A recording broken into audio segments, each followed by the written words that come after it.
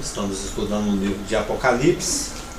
Já estamos chegando ao final de Apocalipse. Hoje nós vamos entrar no capítulo 21.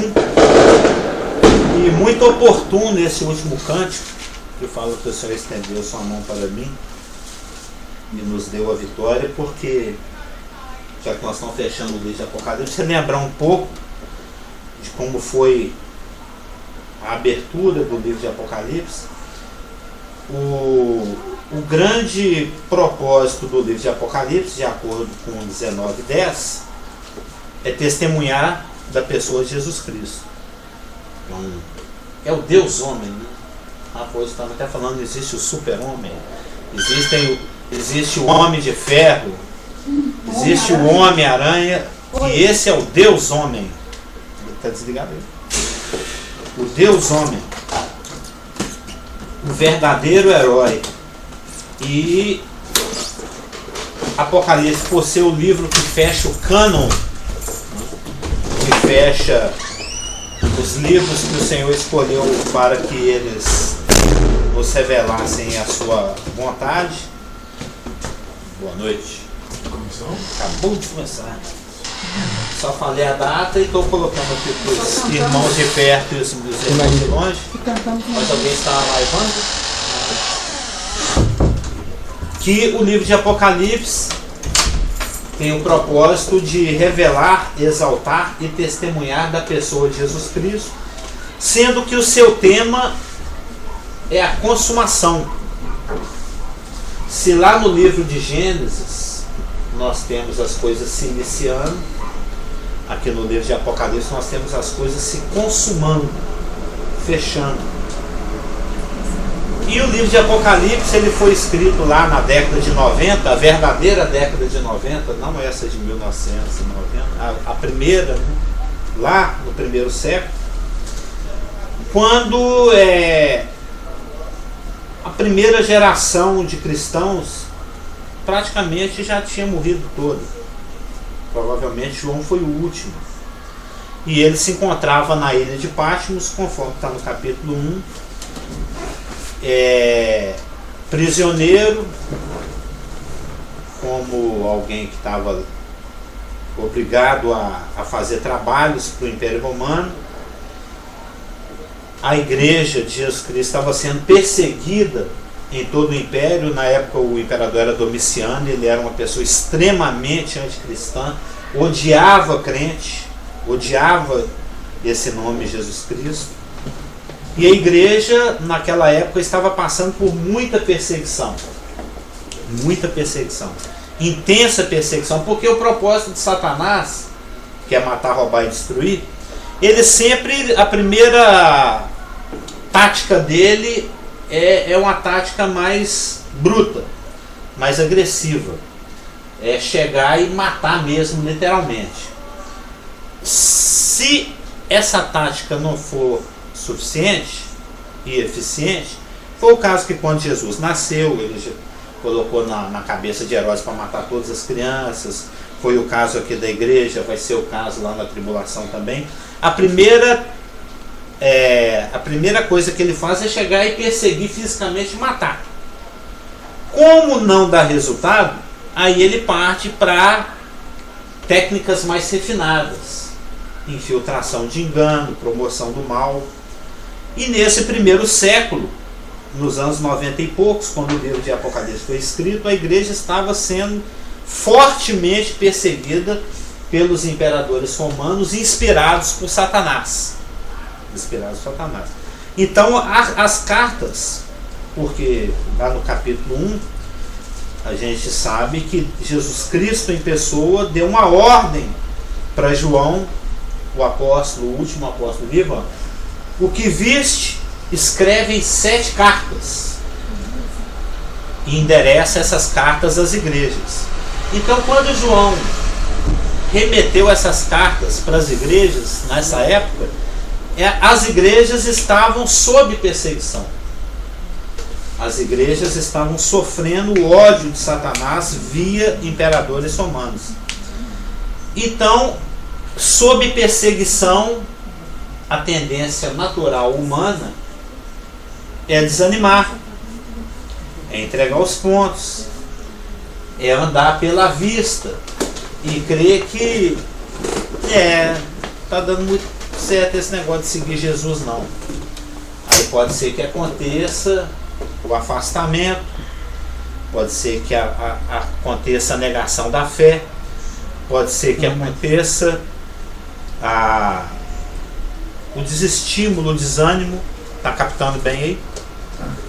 Então, a carta de Apocalipse, as cartas que compõem o livro de Apocalipse foram endereçadas a uma igreja sob perseguição.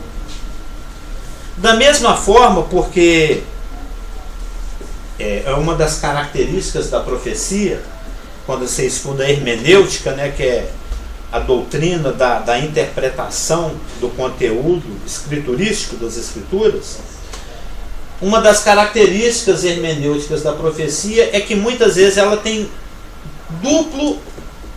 dupla aplicação, ou até mesmo mais do que duas aplicações.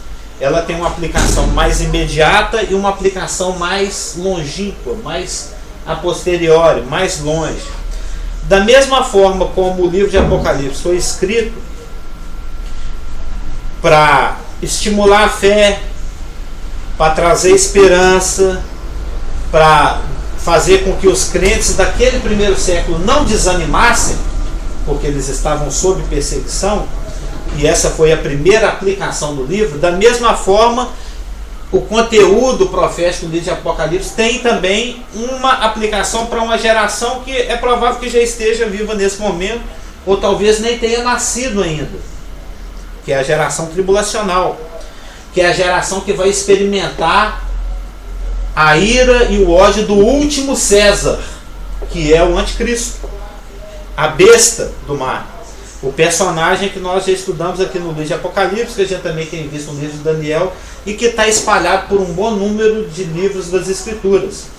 Então, a primeira geração da igreja sofreu perseguição.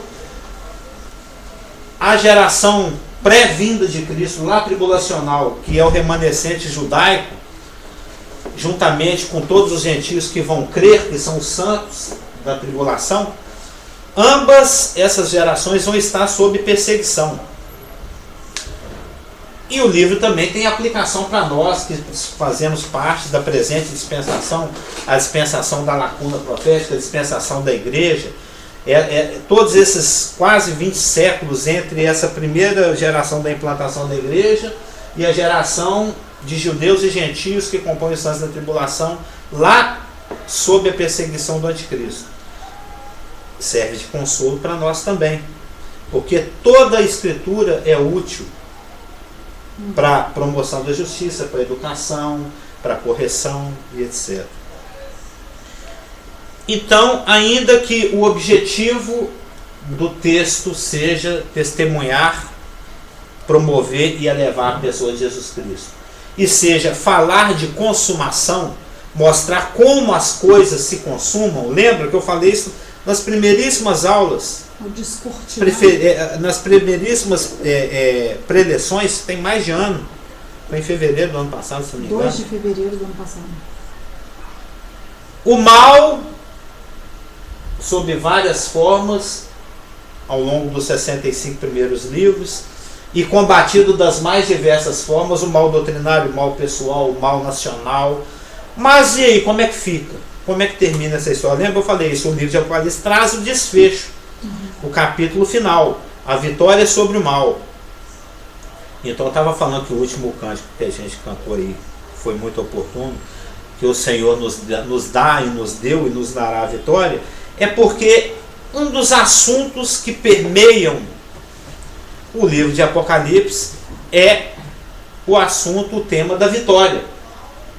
Da vitória.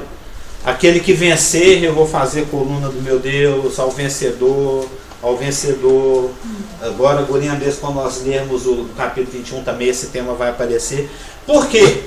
Porque aquele que está sob perseguição, que está debaixo do ódio, que está debaixo do aperreio, que está debaixo da dificuldade, Jesus Cristo, a profecia, o Espírito, ele traz para te estimular a visão de que você pode estar passando por problema, mas a vitória é certa.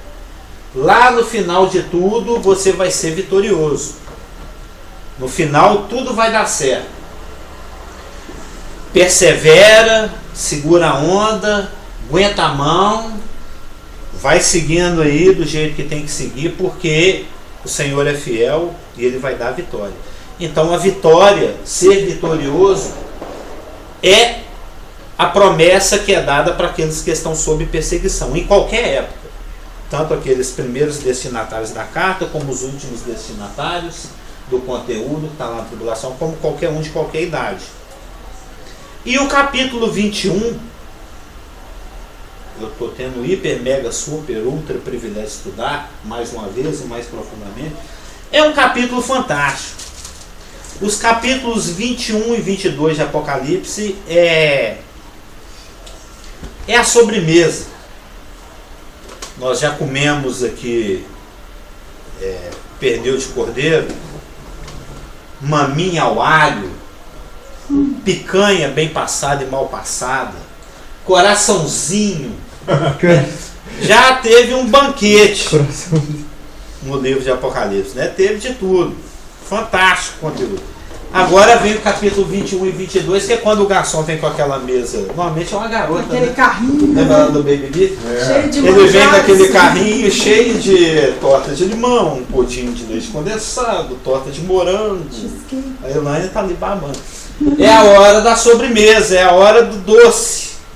É a hora, porque teve muita guerra, muita taça, muito sangue, muito mar virando sangue, muita gente mordendo a língua, muito anjo tocando trombeta e muita desgraça, muita coisa.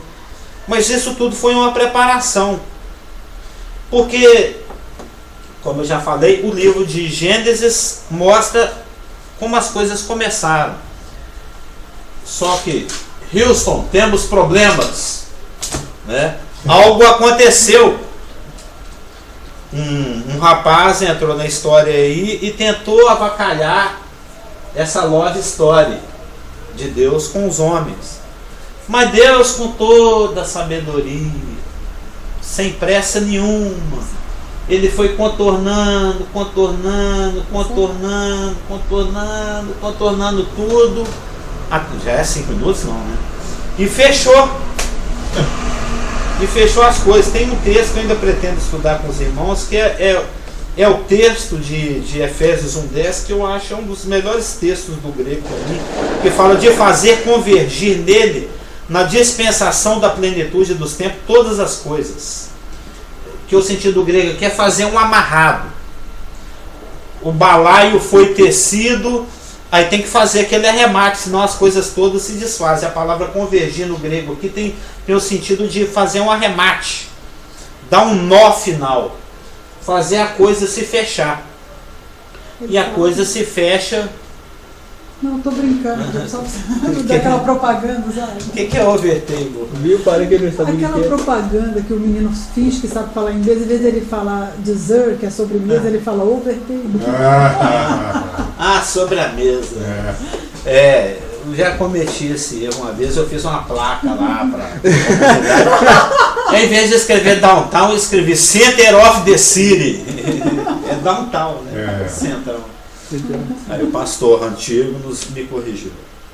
Mas eu não conhecia a palavra downtown. É over the table. Sobremesa, né? É deserto.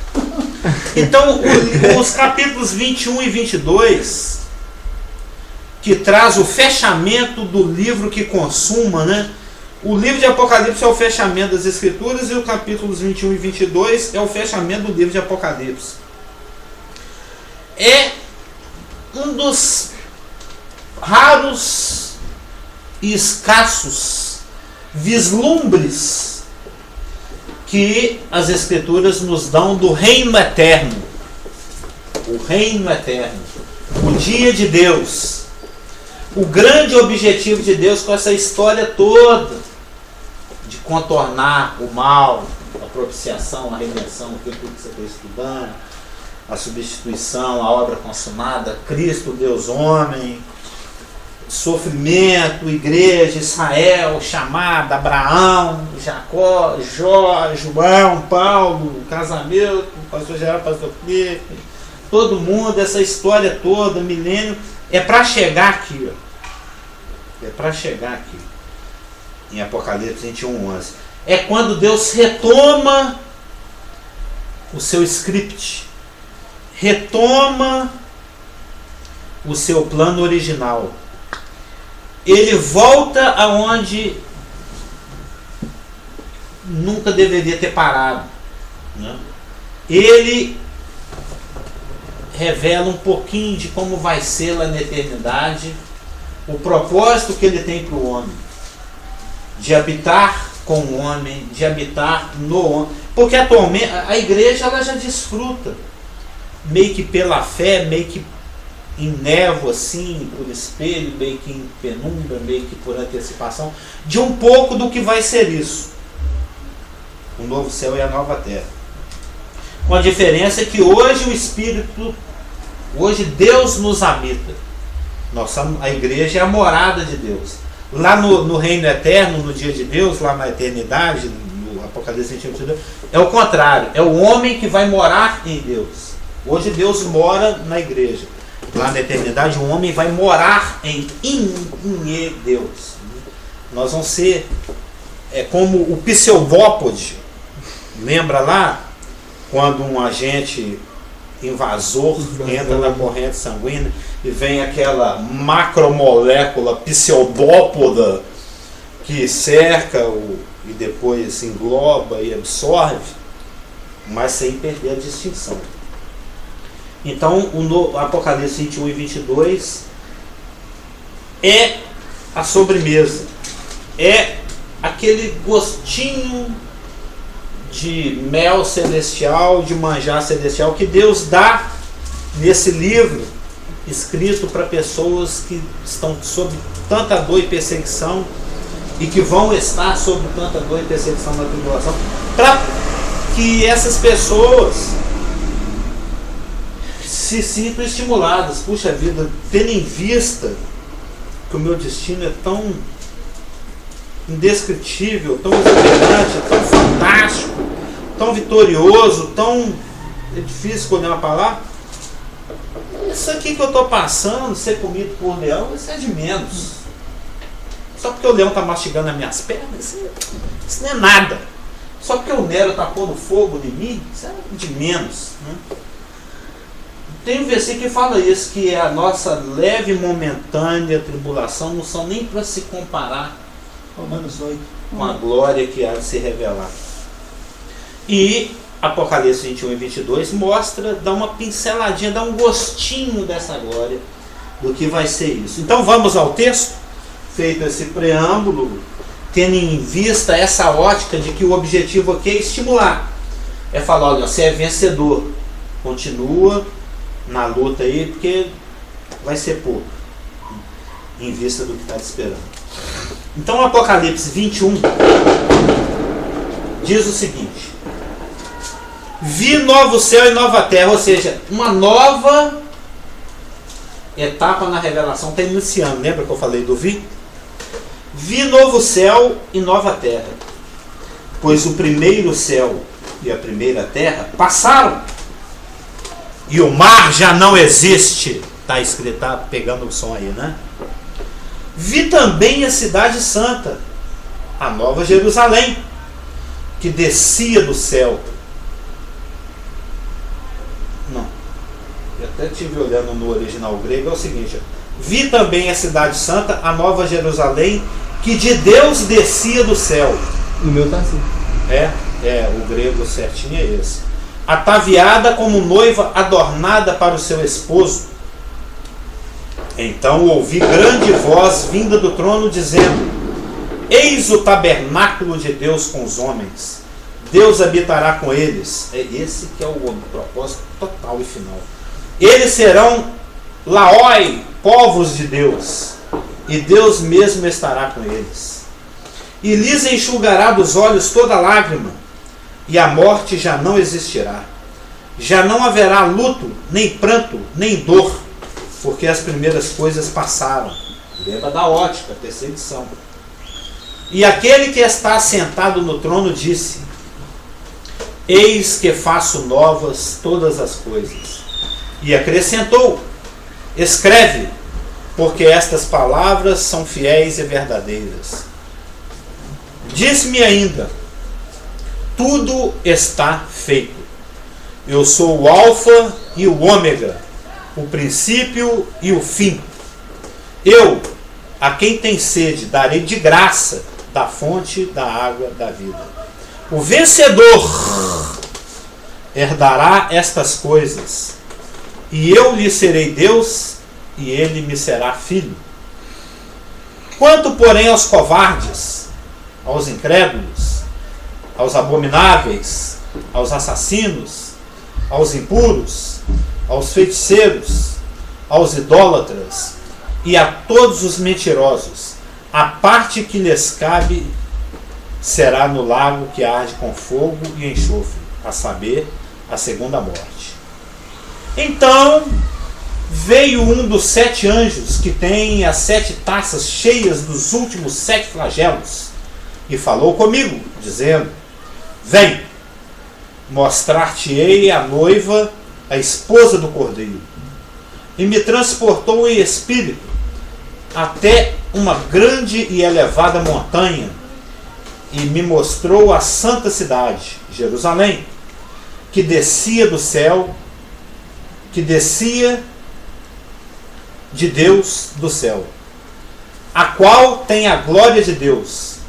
O seu fulgor era semelhante a uma pedra preciosíssima, como pedra de jaspe cristalina.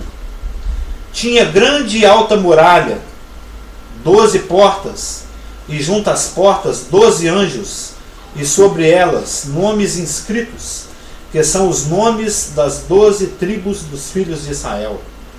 3 portas se achavam a leste, 3 ao norte, 3 ao sul e 3 ao oeste. A muralha da cidade tinha 12 fundamentos, e estavam sobre estes os 12 nomes dos 12 apóstolos do Cordeiro. Aquele que falava comigo tinha por medida uma vara de ouro para medir a cidade, as suas portas e a sua muralha. A cidade é quadrangular, de comprimento e largura iguais, e mediu a cidade com a vara até 12.000 estádios. O seu comprimento, largura e altura são iguais. Mediu também a sua muralha, 144 côvados, medida de homem, isto é, de anjo. A estrutura da muralha é de jaspe. Também a cidade é de ouro puro, semelhante a vidro límpido. Os fundamentos da muralha da cidade estão adornados de toda espécie de pedras preciosas. O primeiro fundamento é de jaspe, o segundo de safiro, o terceiro de calcedônia, o quarto de esmeralda, o quinto de sardônio, o sexto de sárdio, o sétimo de crisólito, o oitavo de berilo, o nono de topázio, o 10º de crisópraso, o 11º de jacinto e o 12º de ametista. As 12 portas são 12 pérolas, e cada uma dessas portas de uma só pérola. A praça da cidade é de ouro puro, como vidro transparente. Nela não vi santuário, porque o seu santuário é o Senhor, o Deus Todo-Poderoso e o Cordeiro. A cidade não precisa nem do sol nem da lua para lhe darem claridade, pois a glória de Deus a iluminou, e o Cordeiro é a sua lâmpada. As nações andam mediante a sua luz, e os reis da terra lhe trazem a sua glória. As suas portas nunca jamais se fecharão de dia, porque nela não haverá noite. E lhe trarão a glória e a honra das nações. Nela nunca jamais penetrará coisa alguma contaminada, nem o que pratica abominação e mentira, mas somente os escritos no livro da vida do Cordeiro.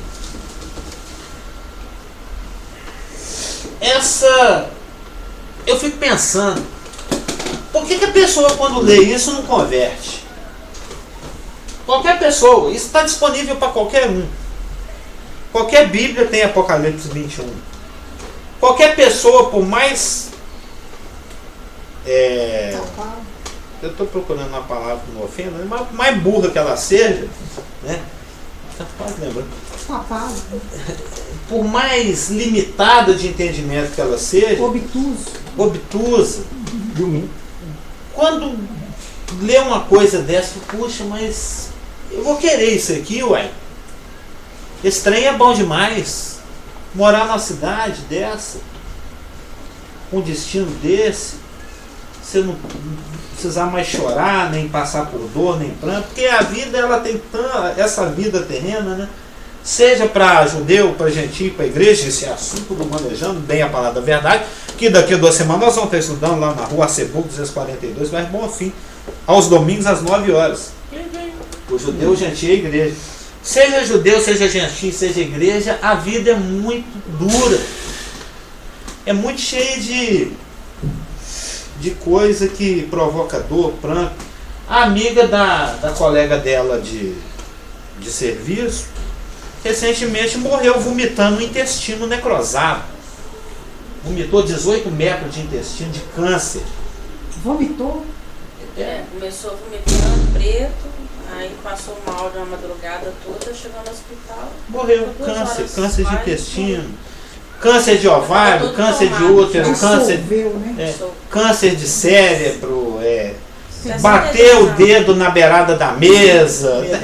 Tem tanta coisa, né? Tanta coisa que provoca angústia. Se não acontece, existe a preocupação que aconteça para as mães, para os pais. Um testemunho, em contrapartida, uma vizinha nossa, em frente à casa da minha mãe, recebeu um resultado de exame que está curado de um câncer de intestino, e ela assim, crente e fiel, aí falava com a minha mãe assim, Deus vai me curar, e foi um testemunho, minha mãe me contando, mora em frente à nossa casa.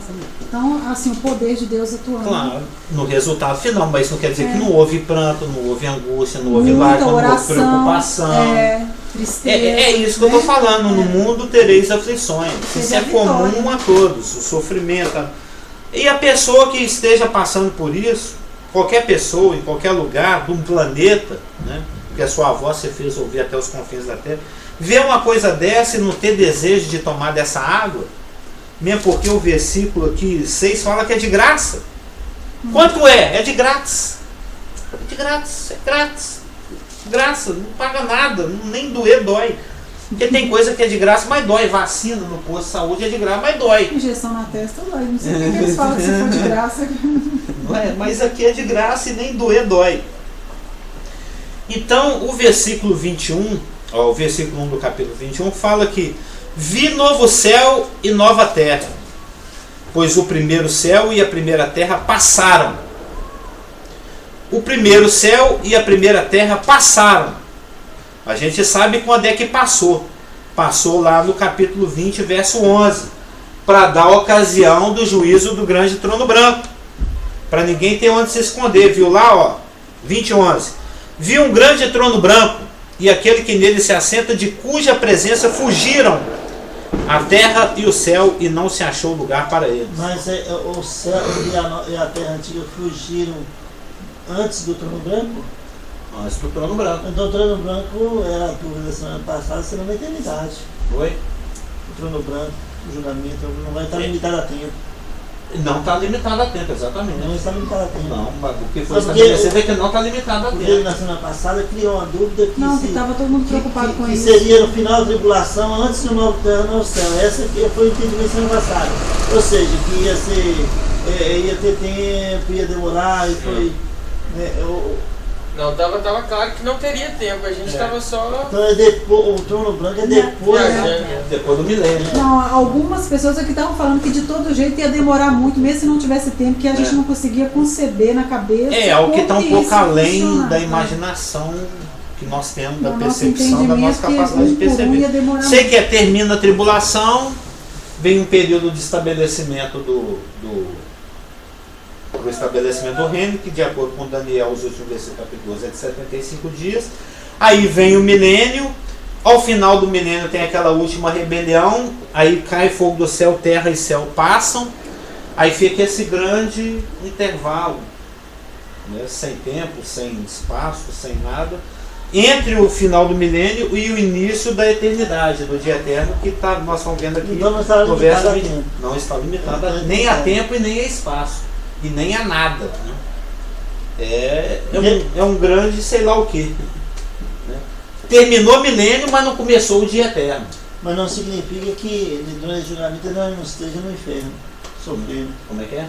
Não significa que, enquanto está tendo o julgamento, eles já não estejam nesse...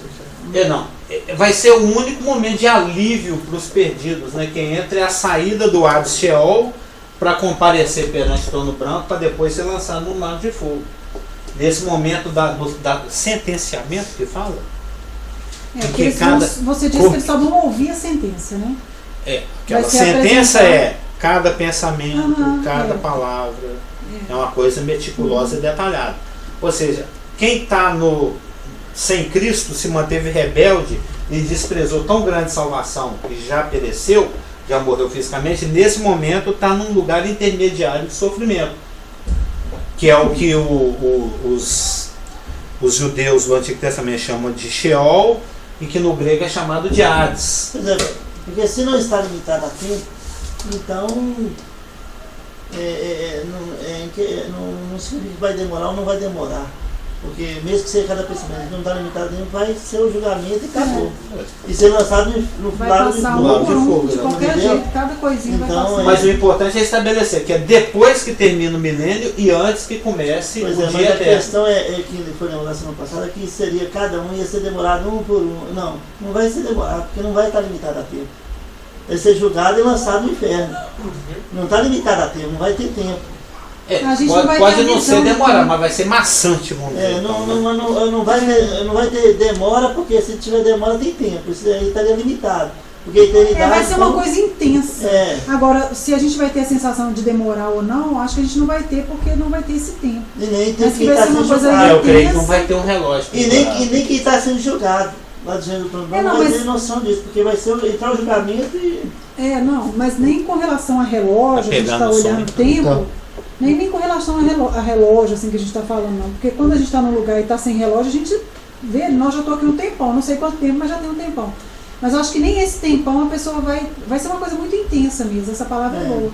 Muito intensa para quem está assistindo, muito intensa para quem está passando por ela, que você não vai nem medir aquela, né? Vai ser uma coisa muito... Porque como é da eternidade, não tem tempo, não vai ser demorado ou não é demorado, não tem essa questão. Não tem sol nem lua. Então... Mas o que eu estou querendo estabelecer aqui é que o passaram do 21:1 corresponde ao fugiram do 20:11. O passaram, né?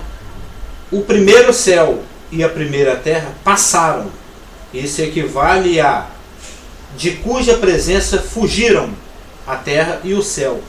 E 2 Pedro 3:10 fala como é que é essa fuga ou esse passamento, que diz o seguinte, 2 Pedro capítulo 3 verso 10.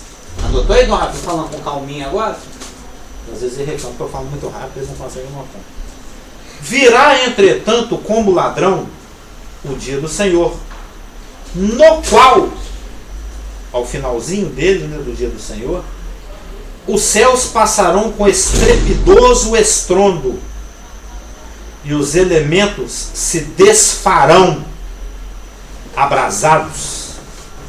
Também a terra e as obras que nela existem serão atingidas.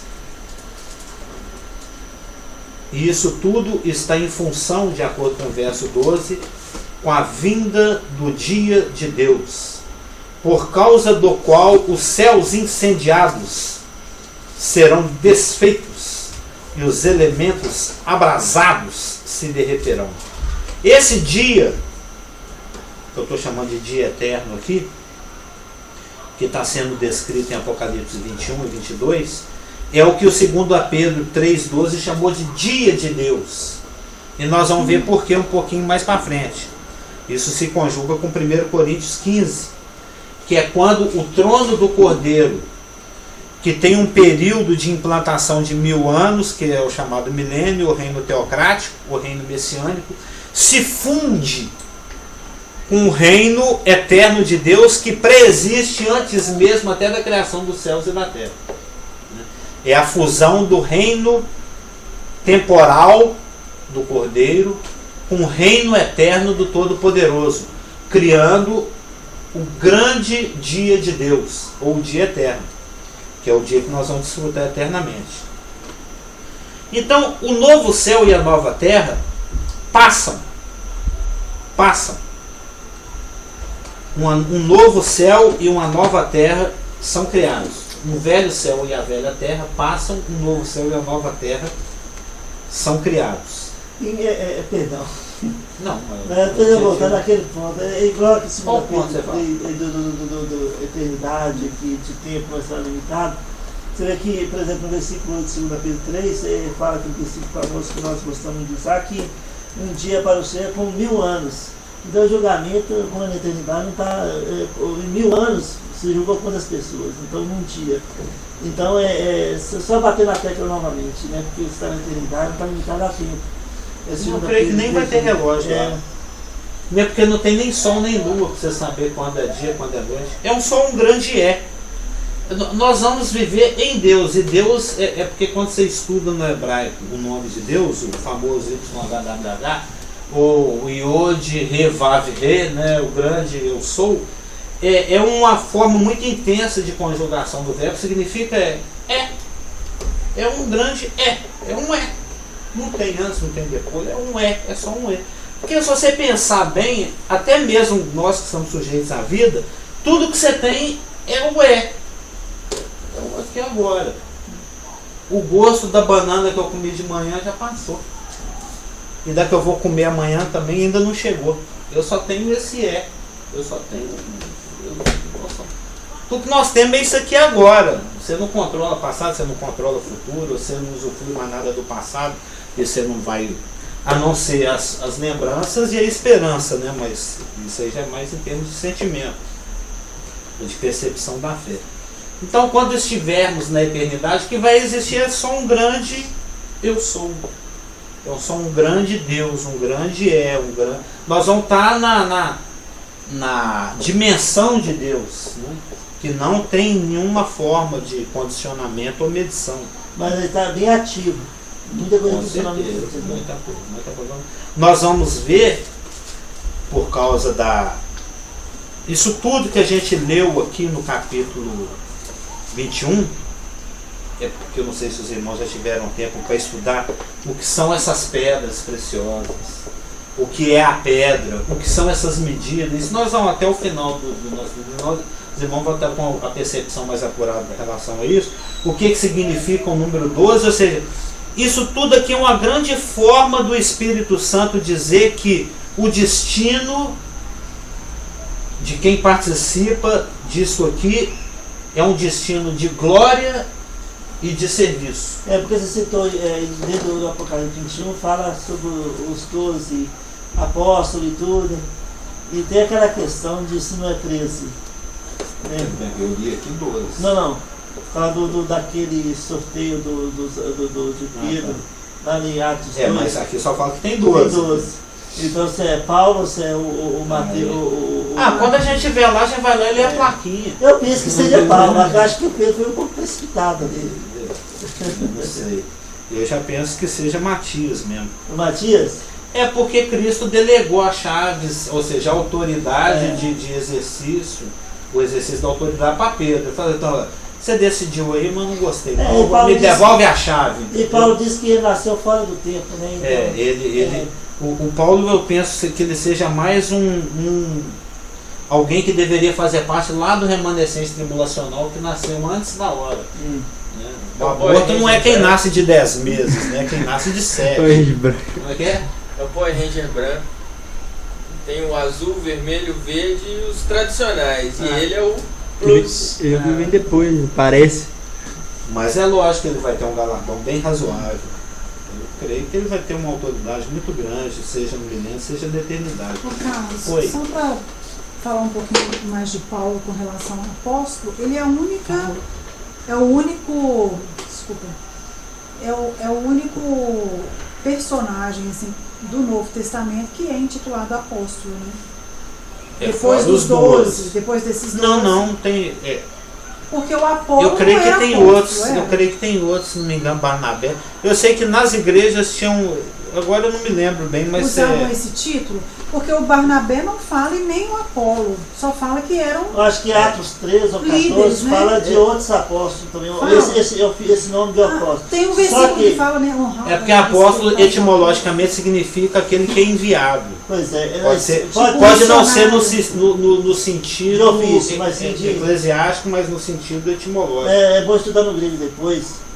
Ah, Eu sei que eu estudei isso há uns 30 anos, eu nem Porque lembro. o apóstolo ele tinha as características do apóstolo, ele tinha que ter ter presenciado andado o com ministério. Jesus, Eu particularmente eu acho chato essa doutrina de doutrina de governo da igreja. Eu estudei isso, sei lá porque, acho que tinha que estudar. Não é uma doutrina assim que me dá muita. Então quando hoje Não, o é Essa pessoal por causa sabor, desse- não, sabe? É porque a minha dúvida é o seguinte, porque na hora que a gente falou Eu disso como de porque apóstolo, precisa, é igual o fígado. É, que tem os que Jesus chamou pessoalmente, tem o Paulo que Ele chamou pessoalmente também. chamou pessoalmente lá no caminho de Damasco, né? E ele Atos mesmo 9. fala. E Tá pegando o som da Elaine. depois tem alguns textos que falam sobre os apóstolos, que pode ser uma forma mais genérica da liderança, ou dos apóstolos mesmo. Não, né? é a mesma coisa, perdão, só não cortando o seu raciocínio, com relação a profeta. Em Lucas 16, Jesus fala que o João Batista é o último profeta, entendeu? Junto com a lei, até a lei, os profetas até a lei. Só que no Novo Testamento, quando a palavra estava sendo escrita, teve o dom de profecia, que encerrou no momento que a palavra de Deus foi fechada. É diferente hoje do que as pessoas falam que o profeta tal está ali hoje. A noite dos 70 apóstolos. Isso é antibíblico. Isso Não, até que tem. Tem um falso profeta. É. O Papa mesmo é um deles. Meu Deus. É, com certeza. O cara vem aqui ficar beijando pedaço de gesso e falar que dinheiro é idolatria. Né? Não sei se vocês acompanham Ah, isso. e ele falou. É, porque para não os vão jovens não trazer se dinheiro. deixar seduzir pela idolatria do dinheiro e do sei lá o Eu disse, quê. eu não tenho- Mas o da boneca pode. Não, mas Eu não tenho dinheiro. eu não tenho dinheiro, mas o que eu tenho eu dou a vocês. Minha cegueira. O cara é dono do Vaticano. e fala, Vem cá que eu sou cego, eu vou levar vocês lá pro É a buraco. cidade mais rica do O mundo, é o Vaticano Vaticano. tão rico, É. né? Eu sou povo.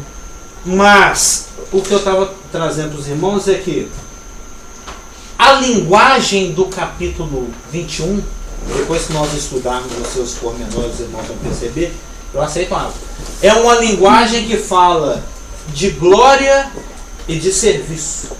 De glória e... É serviço? Eu também eu não sei se é Do bem essa 21 que você está falando? capítulo 21. É uma palavra, o assunto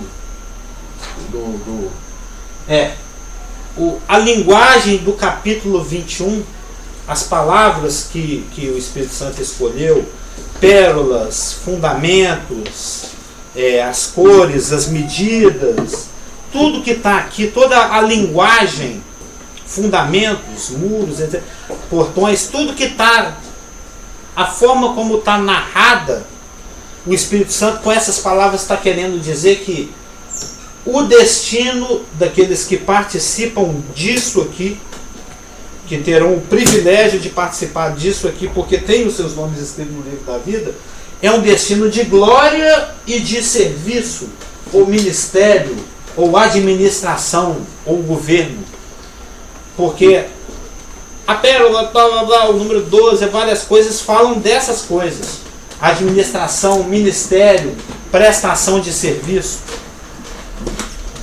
Então, ainda estava ligado o negócio? Ainda bem que não tocou. Então, o João é dado a ele o privilégio esse que eu fico pensando que o Daniel bem que queria ter tido, né? Porque o Daniel, o anjo está voando e está segurando o anjo pela sandália. Não, mas me conta aqui, como é que foi aqui, aquele negócio, meu Deus, ô Daniel.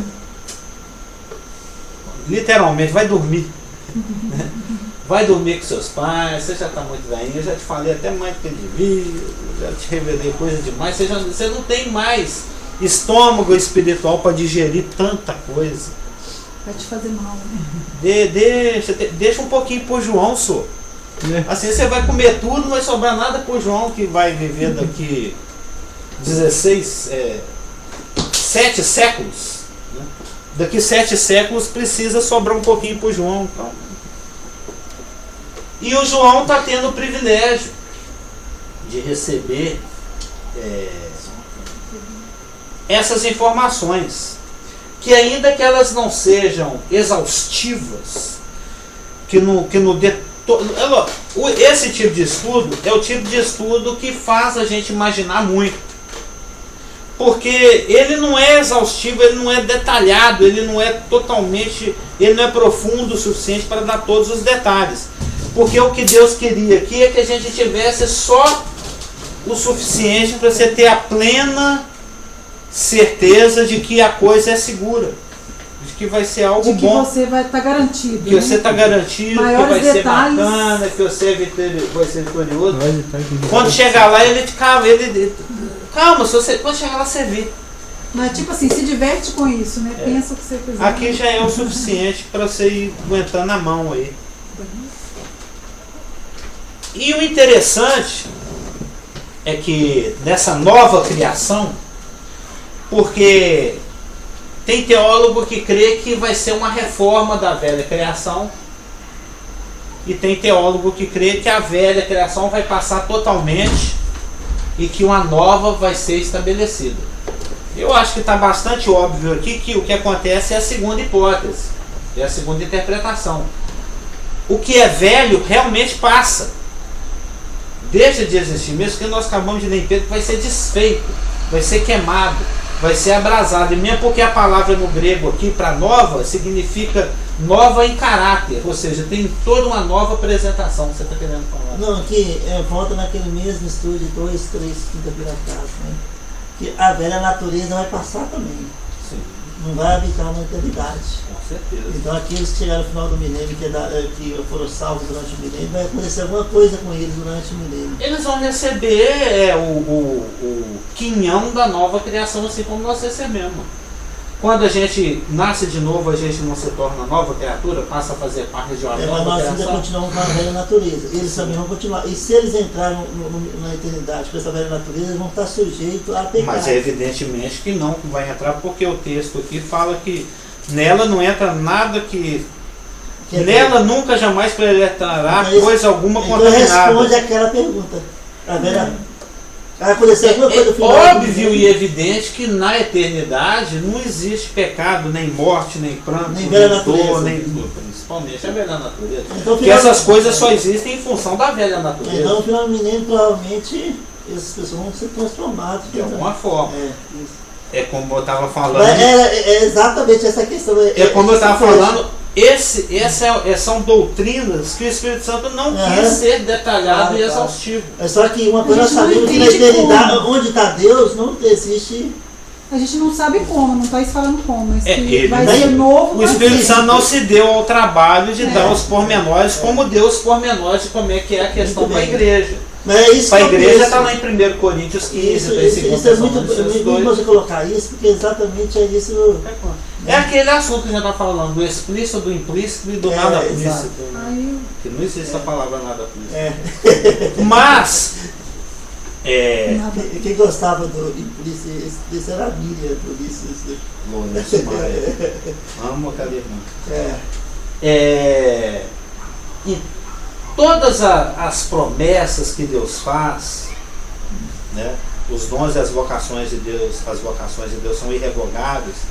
Todos os pactos que ele fez com Israel, né, prometia, tudo que Deus promete tem um tchan de perpetuidade, para sempre. Um selo de garantia, né? É um selo de garantia, que é do IMECO.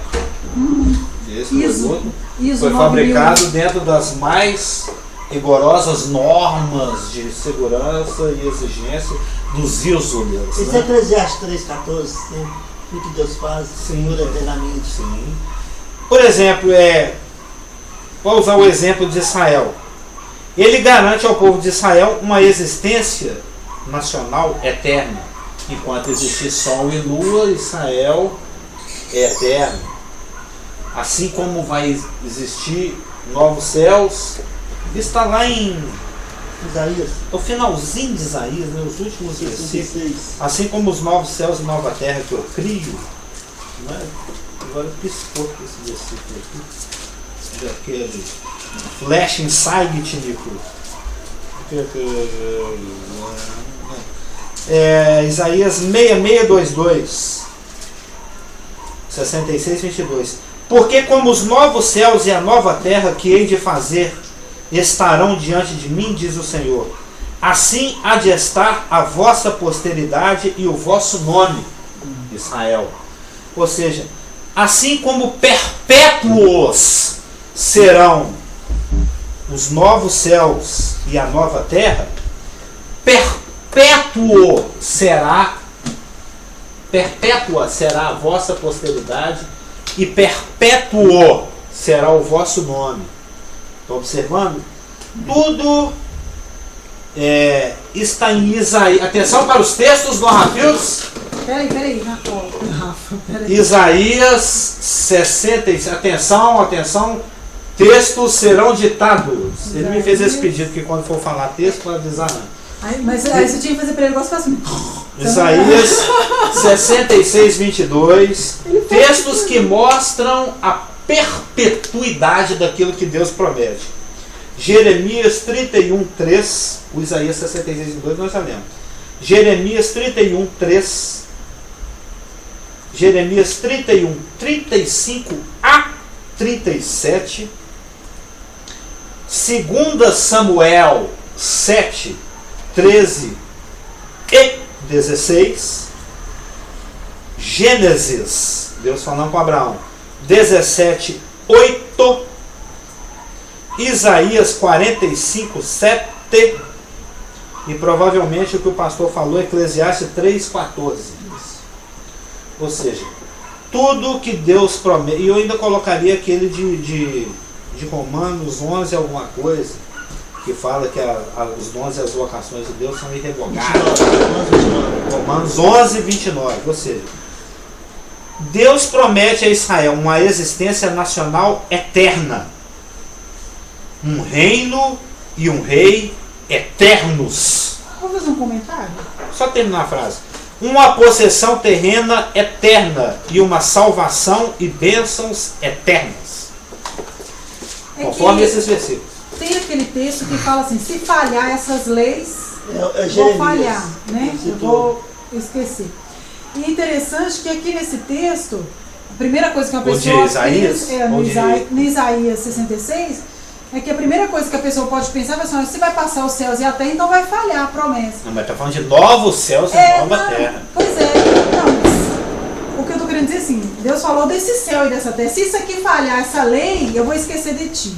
Aí aqui Isaías, na hora que ele fala que isso tudo vai dissolver, ele fala, ao mesmo tempo, é nesse momento que ele já vai, e será, e há de estar a vossa posteridade, o vosso nome. É a garantia estendida, né? É tipo assim, mesmo no momento, quando tiver o novo céu e a nova terra, que vai falhar isso aqui, você já vai estar fazendo parte de mim.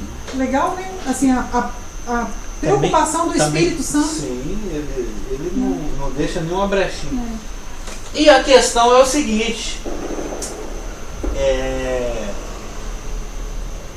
esse planeta ele não é eterno, e nem esse universo.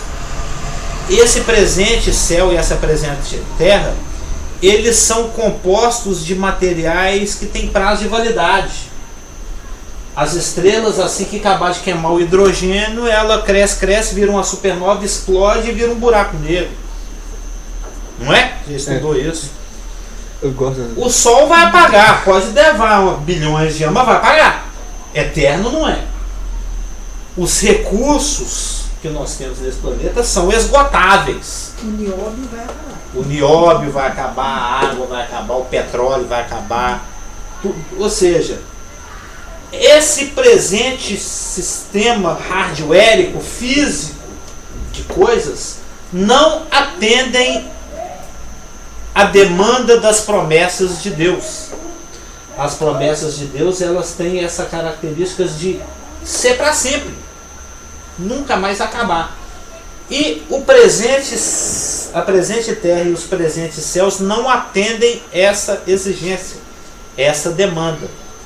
Daí a necessidade deles serem substituídos por uma nova criação, de um novo céu e de uma nova terra. Mesmo porque a presente terra e o presente céu estão contaminados pela rebelião de Satanás e pela... Eu não anotei esse texto de Jó, hein?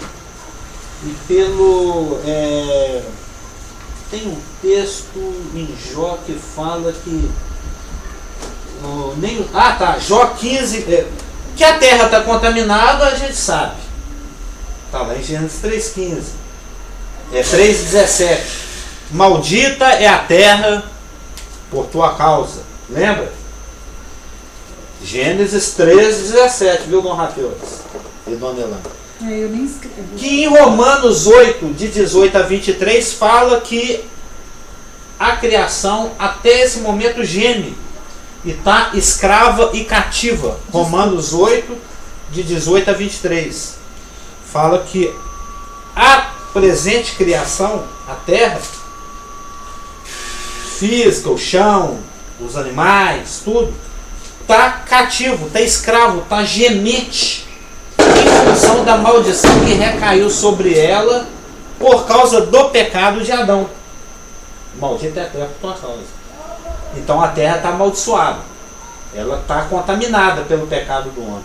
E Jó 15,15, Jó 15,15b, Jó é antes de Salmos, viu, Rafael?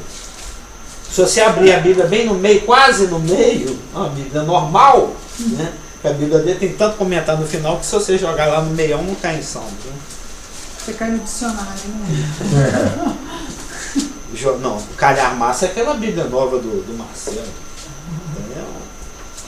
Jó 15,15, se bater com a lombada, o cara desmaia. Em Jó 15,15, B diz o seguinte: nem os céus são puros aos teus olhos, nem mesmo os céus são puros aos teus olhos. Ou seja, a rebelião do querubim ungido que se tornou rebelde contaminou os céus, e a rebelião do homem que foi seduzido por esse querubim, enganado por esse querubim, contaminou a terra.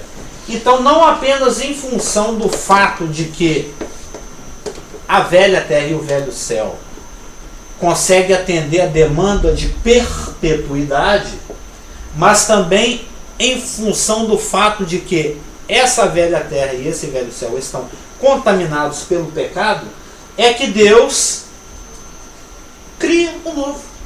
Qual o problema? Ele pisca, ele bara, né? Ele fala, porque nós sabemos pelos textos que Hebreus 11, né, fala que é pela tua palavra foram criados. Ele fala, acontece. Levanta e anda. Levanta. Pois é, enfia a mão aí. Tira. Eu tô levando. Não, tô assim, é um absurdo isso. Lepra é uma doença. Lepra não. Hanseníase. Tinha até que corrigir nas vidas, né? A hanseníase é uma doença muito forte. Moisés, assim, um piscar de olho, mar abre, etc. Então não tem problema nenhum. Ou seja, ele vai eliminar, anular os efeitos da queda com a criação de novos céus e nova terra. Mas tem um detalhe. E o mar já não existe. Isso não quer dizer que não vai ter água. Água vai ter. Nós vamos ver em textos, né, no próprio texto do 21, que vai ter água. Vai sair um rio que vai emanar lá de dentro da Nova Jerusalém, a cidade santa. Mas não vai ter mar. Não vai ter mar. A presente terra, ela é predominantemente, né, composta de água. 3/4, se não me engano, não é isso? 75%. 70% é quase 3/4. 70% do atual planeta é composto de água salgada de mar. Lá não vai ter. Na nova terra. Ou seja, pessoal vai multiplicar tanto que é capaz que vai precisar de muito chão, né? Então vai ter não vai ter mar, mas vai ter água. E por que não vai ter mar? A água, como a gente sabe, caneta, textos virão. Vou começar a ditar. É porque não vai ter mar? Por que vai ter água e por que não vai ter mar? Vai ter água porque fala, e a água já não existe. Não fala isso o texto, fala que o mar já não existe. E vai ter água que nós vamos ver lá na frente, o rio puro, cristalino, etc. A água vai estar presente na eternidade, aqui é no 21:6. 21:6. Darei de graça da fonte da água da vida. E 22:1 e 2. Então me mostrou o rio da água da vida, brilhante como cristal, que sai do trono de Deus e do Cordeiro. Então, água tem na eternidade. Mas não tem mar. Por que tem água? Porque água é símbolo. É símbolo. É simbalém no grego, né? A água é igual quando você fala inglês, depois vai falar português. Você vê que eu fico indo tanto aqui no grego que às vezes misturo. A água é símbolo de coisas, vamos chamar assim, de positivas. Como abundância, vida, Espírito Santo e a palavra de Deus. A água é símbolo de abundância, de vida, do Espírito Santo e da palavra de Deus. Em quais textos isso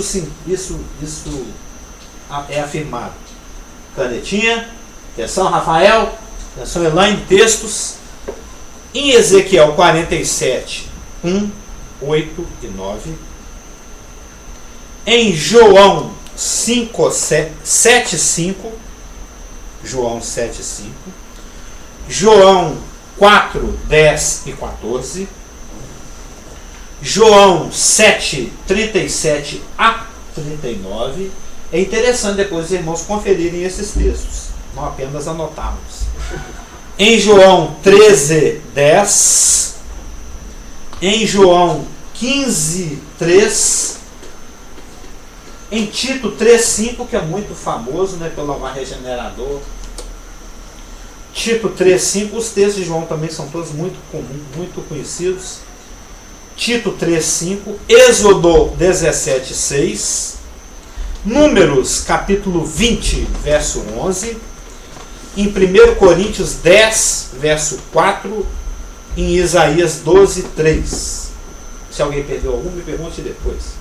Então, a água vai ter porque na eternidade, Deus não quer presente nada que tenha a ver com pecado, com contaminação, com pranto, com lágrima, com dor, com doença, com etc. E a água do mar está envolvida com Sim, como nós vamos ver agora. O pecado foi lançado. Lançado na profundeza. Lá, na eternidade, tudo fala Do palhão. de coisa boa, paz e amor. Né? Como eu diria os hippies na década de 70. Fala de coisas boas, fala de glória, fala de comunhão, fala de bênção. E a água tem a ver com isso. O mar, porém, na mente de Deus, né, nas escrituras que revelam a mente de Deus, o mar sempre está associado com coisas negativas, como juízo, pecado, demônio, maldade, incredulidade e rebelião. Nós até vimos lá recentemente num texto aqui de Apocalipse 20, verso 8, que a última rebelião que Satanás promove no final do milênio, ele ajunta os habitantes da terra, como Gog e Magog, cujo número é como a areia do mar. E a besta que emerge do mar. os porcos demoniados pelo... A besta emerge do mar, né? Por exemplo, que o mar está associado a uma coisa negativa como o juízo. Isso se encontra em Gênesis 1:2. Lembra lá do texto, Rafa? Gênesis 1:2, a terra se tornou sem forma e vazia em função daquele juízo molhado que teve lá. Gênesis 1:2. Em Gênesis 7, 24, não precisa nem falar o que é, né? Esse juízo é o implícito, né? É o implícito. Vocês não tem nada falando disso. É o implícito. O explícito está em 7, 24. Bastante óbvio, né? O juízo das águas de Noé. Uhum. Em Apocalipse 20, 13a. Tem aqui o 20. Não, o 20, 13a. Deu o mar os mortos. Viu? A palavra mar, a palavra mortos ali juntinho. Num contexto de juízo. O mar está associado a pecado. O texto que já foi falado aqui. Perdoados, esquecidos e se foram para sempre. Miqueias 7,19. God bless you. Thank you. Miqueias 7,19. Que Deus joga os nossos pecados lá no mar do esquecimento e põe a plaquinha. É proibido pescar. É que eu já vi uma piadinha assim. Está associado com demônios e maldade. Marcos 5,13 e Apocalipse 13:1. E está também associado com incredulidade e rebelião. Isaías 57:20, um texto famoso. Os ímpios não têm paz. Eles são como o mar revolto que lançam de si lama e lodo. Lembra? Esse texto é muito conhecido. Mateus 13:47, as parábolas do reino, né, dos mistérios do reino, que é um assunto interessante também de ser estudado. Daniel 7:2, é do mar que emergem as potências ferônicas, né, que perseguem Israel, instrumentos na mão de Satanás. Em Apocalipse 17:15, que está aqui pertinho, as águas onde a meretriz está sentada. E o último que nós citamos aqui, que é Apocalipse 20, verso 8. O mar, portanto, ele é um pouco inadequado para se tornar um memorial eterno na nova criação. Por isso que ele já não existe. O mar não existe. Vi também, verso 2, a cidade santa, a nova Jerusalém, que descia do céu, que descia de Deus do céu, ataviada como noiva adornada para o seu esposo. Lá no meio dentro da tribulação, Apocalipse 11:8 fala que o nome de Jerusalém era Sodoma e Egito. Lembra? Lembra? Porque ela estava associada com incredulidade e com perversidade moral. Lembra? Isso foi um assunto nosso há uns Y meses atrás aí, quando estudávamos Apocalipse 11. Lembra? Na tribulação, Jerusalém vai ter esse nome, Sodoma e Egito. No milênio, Apocalipse 11:8. No milênio, ela vai ser chamada de cidade amada. Está aqui pertinho, ó. Apocalipse 29. Marcharam então pela superfície da terra e sitiaram o acampamento dos santos e a cidade amada ou querida. O que é 29? Oi? 29? Ou 29? Capítulo 20, 20, versículo verso 9. 9. É que você falou 29. Eu acabei de ler. 29. Dá a impressão que é o capítulo. Não, mas só vai até 22. Eu sei, mas é que você falou rapidinho. Deu... Não, eu falei 29. Não, você falou. Eu falei 29. Você falou 29. Até o Cliff entendeu. 29. Não, você falou 29. 29. Então você pode procurar lá no capítulo 29, você não vai achar. Mas no capítulo 20, verso 9, Jerusalém é chamada de cidade querida ou cidade amada. Mas na eternidade, ela é chamada de cidade santa. Apocalipse 21, versículo 2 e Apocalipse capítulo 21, verso 10. Me transportou um espírito até uma grande e elevada montanha e me mostrou a santa cidade. Então Jerusalém, no dia eterno, é chamada de Santa Jerusalém, de Santa Cidade, de cidade separada. E por que ela é chamada assim? Porque ela é o tabernáculo de Deus com os homens, é onde Deus habita, ela é santa. Então, tudo de Deus é progressivo.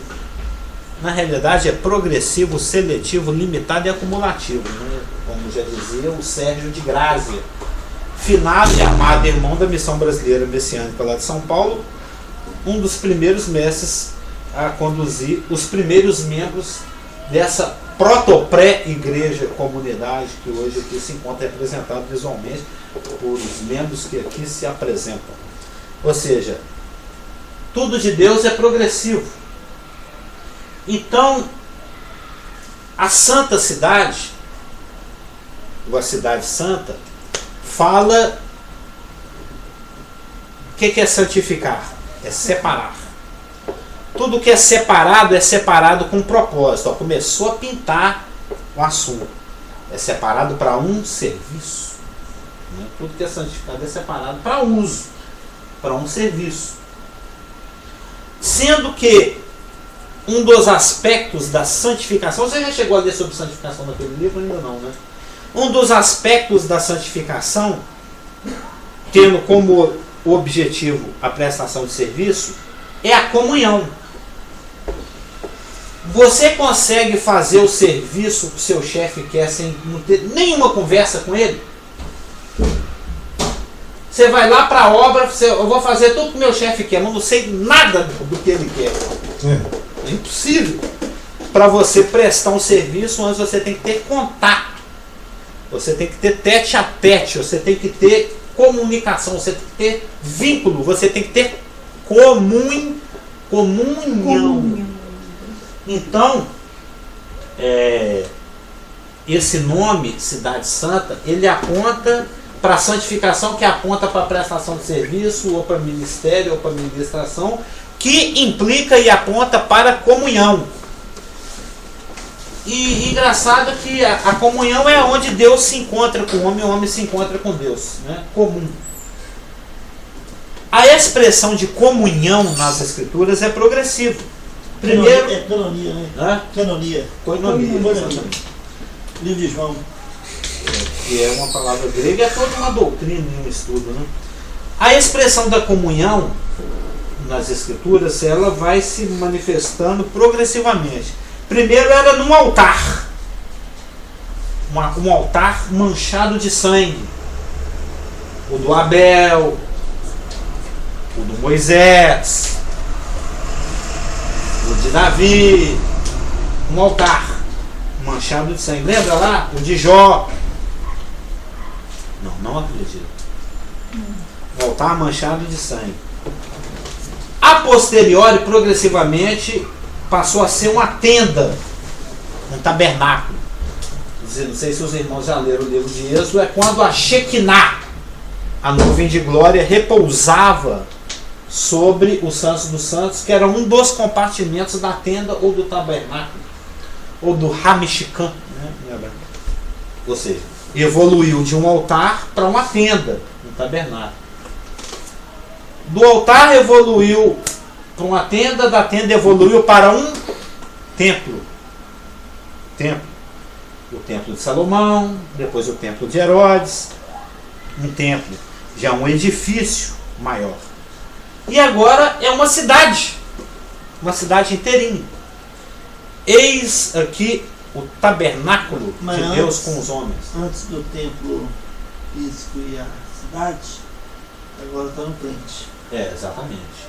Mas eu estou falando aqui só de coisas mais físicas, né? Agora é uma coisa totalmente atípica e à parte, né? Como eu falei antes, é porque o pastor geral está comunicando e falando aqui que na presente momento, na presente dispensação, a expressão da comunhão de Deus se faz pelo Espírito em seu ministério de moradia no Espírito daquele que nasce de novo. Ou seja, o crente, propriamente dito. É mó tolice, bobagem, falta de percepção escriturística e até burrice espiritual falar assim: vamos lá na casa de Deus, vou na igreja. Isso é totalmente antibíblico. Isso era válido lá para o Velho Testamento. Alegrei-me quando me disseram, vamos à casa do Senhor. O próprio Pedro fazia esse discurso como se Deus pudesse morar no tijolo. A morada de Deus somos nós, na presente dispensação. Mas existe uma progressão aí na manifestação da comunhão de Deus com o homem. Um altar, uma tenda, um templo, um corpo místico, que é a igreja, e a posteriori uma cidade inteira, que é essa cidade santa, a Nova Jerusalém. Vi também a cidade santa, a Nova Jerusalém, que descia do céu. Por falta de tempo, 5 minutos, deixa eu marcar aqui, nós vamos ver depois essa questão da descida, que descia do céu. Eu quero só falar aqui, ataviada como noiva adornada para o seu esposo. Por que que o texto fala dessa forma? Ataviada como noiva adornada para o seu esposo.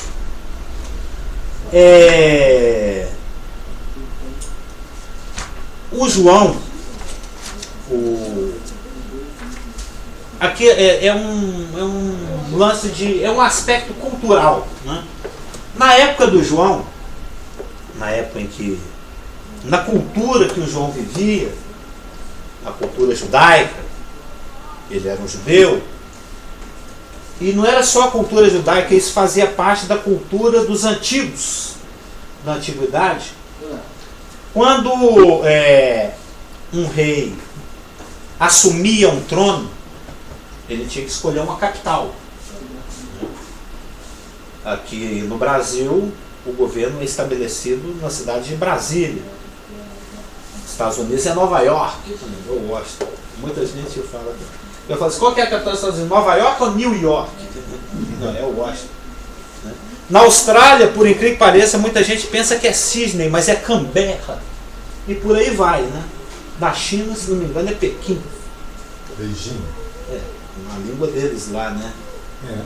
Agora se escrito Beijinho. Beijinho. Ou seja, mas quando um rei ascendia ao trono, assumia um trono, ele escolhia uma capital. E na forma do pessoal de 19 séculos atrás, quando isso aqui foi escrito,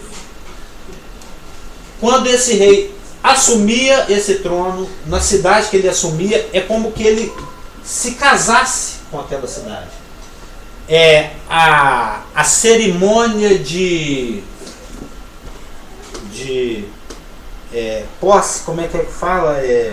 O empossamento, a entronização, né? A cerimônia de coroação ou de tomar posse do governo, né? De assumir o governo, ele tinha as características, os festejos e os contornos de uma verdadeira boda. Isso na antiguidade era assim.